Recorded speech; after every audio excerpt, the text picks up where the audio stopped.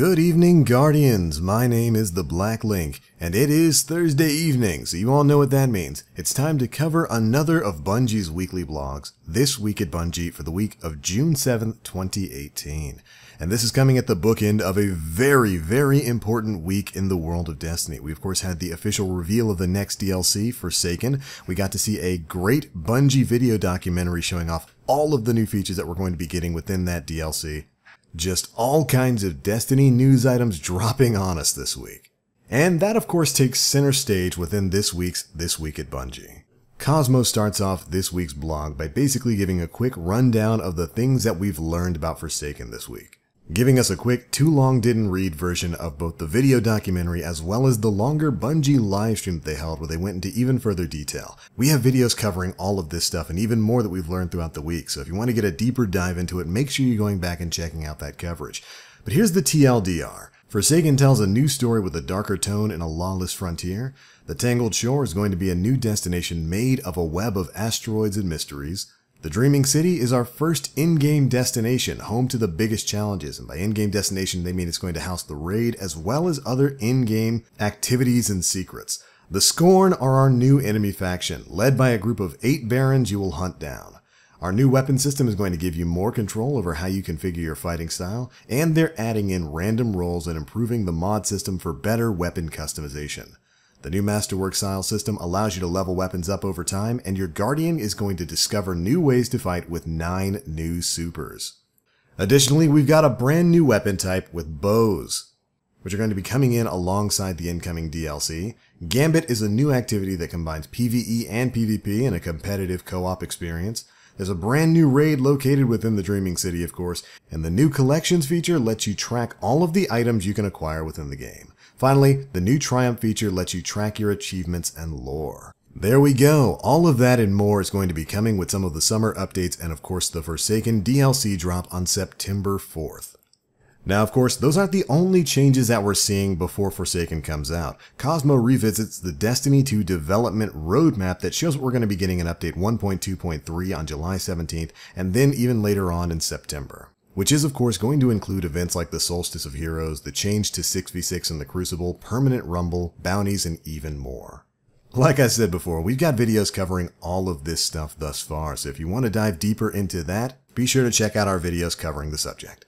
Now, alongside the Forsaken DLC announcement, we also got another announcement for an upcoming season pass. This is going to be called the Annual Pass, and it's the cause of no small amount of consternation amongst the community. And rightfully so. It was revealed in kind of a clunky way. It's got a big price tag of $29.99, $30, in addition to the $39.99 that is the base cost for Forsaken, that's going to cover several upcoming seasons of content.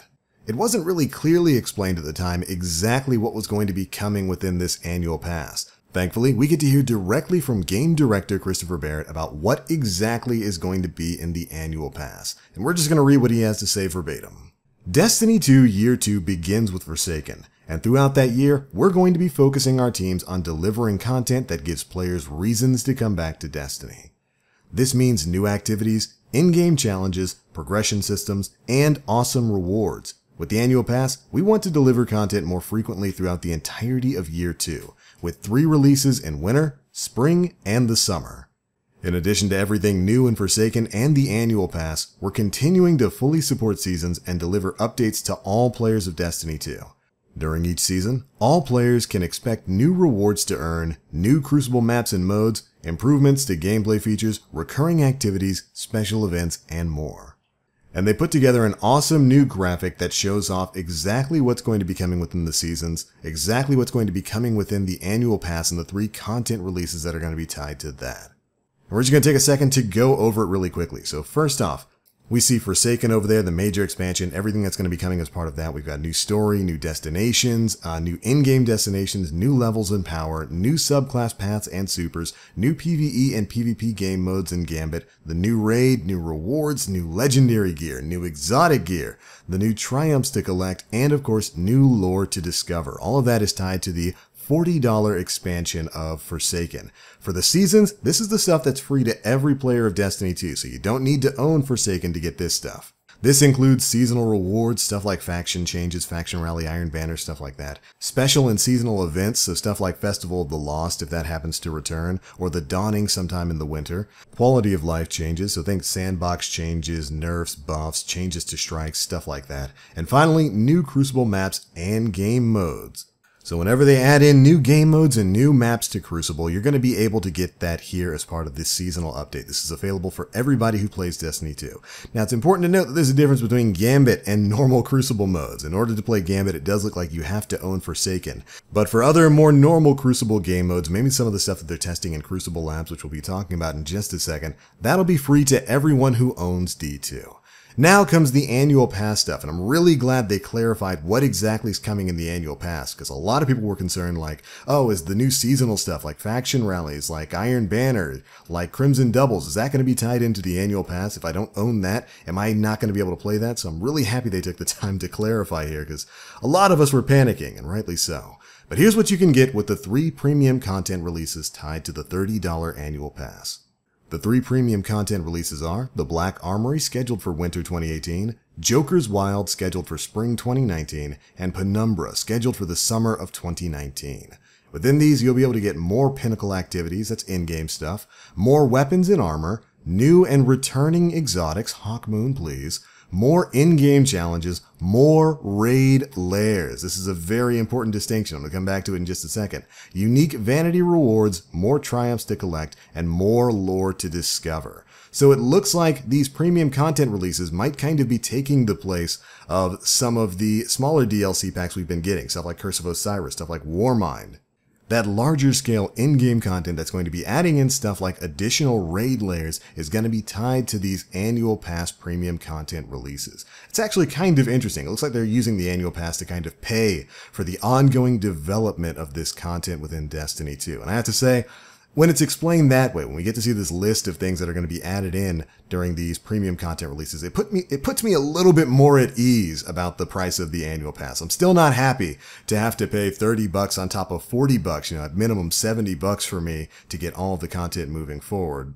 But knowing that this is basically going to be providing some of that content that we've been getting in big DLC packs, well, I paid $30 for the season pass for D2 and got Curse of Osiris and Warmind. You're going to be paying $30 now to get all 3 of these premium content releases. And now that I know stuff like raid layers and new pinnacle activities are tied to it, that makes me feel a little bit better. $30 on top of the $40 for Forsaken is still definitely a lot of money, and I absolutely understand and agree with a lot of people who are a little bit worried about some of that extra overhead cost. But at the very least, now I see what's coming in those premium content releases, and I can more justify that price to myself, although, let's be honest, we all knew I was going to be buying this anyway. But either way, I'm glad they took the time to explain what's coming within the annual pass. Gives us a much better idea of what to expect in the future.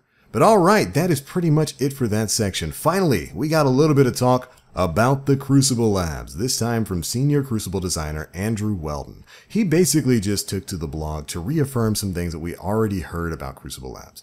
That basically it's there to test new game modes, not really sandbox changes or anything else. That they want to use Crucible Labs for polishing and bug testing game modes that they're still working on. And we got to see that with Showdown last week. But Andrew also wanted to make mention that there's no real concrete timeline or schedule for the game modes that pop up during Crucible Labs. They could pop up at reset, they could disappear before reset, and that their goal is just to get feedback on some of their more experimental game modes, but that they will be putting in some rather interesting stuff sometime soon. He leaves us a little bit of a teaser there in the final paragraph by saying this: "You may very well see Showdown again in the future with changes based on feedback from this week. And we have some additional labs experiences in the pipe in our summer update. Over time, we'll continue to get into the zone and lock down the best process and path to deploying new experiences for you. We're glad to have you along for the ride." And if you were to ask me, it sounds like right there they're teasing the return of some game modes like Zone Control. But there we go, Bungie just wanted to again clarify that Crucible Labs is meant to test new game modes, not really anything else like sandbox changes right now. And there we go, Guardians. That is pretty much it for the biggest bits of news to come out of this week's This Week at Bungie. A lot of interesting stuff there. I've been put a little bit more at ease now that I know that the annual pass is going to include in-game content like raid layers and whatnot, and I'm definitely excited to learn more about Forsaken as we move forward. But that's it for this one, Guardians. What are your thoughts on all of this stuff? How do you feel about annual passes now that you know that raid lairs and other in-game content is going to be added within it? What about Crucible Labs? What game modes would you like to see coming forward in Destiny 2? Be sure to let us know what you think down in the comment section below. But that's it for this one. If you enjoyed, feel free to drop a like, make sure you subscribe, and hit that notification bell to stay up to date with all the latest Destiny 2 news. Alright, I'm out for now. Thank you all so much for watching. And as always, I am the Black Link. You Guardians, stay frosty.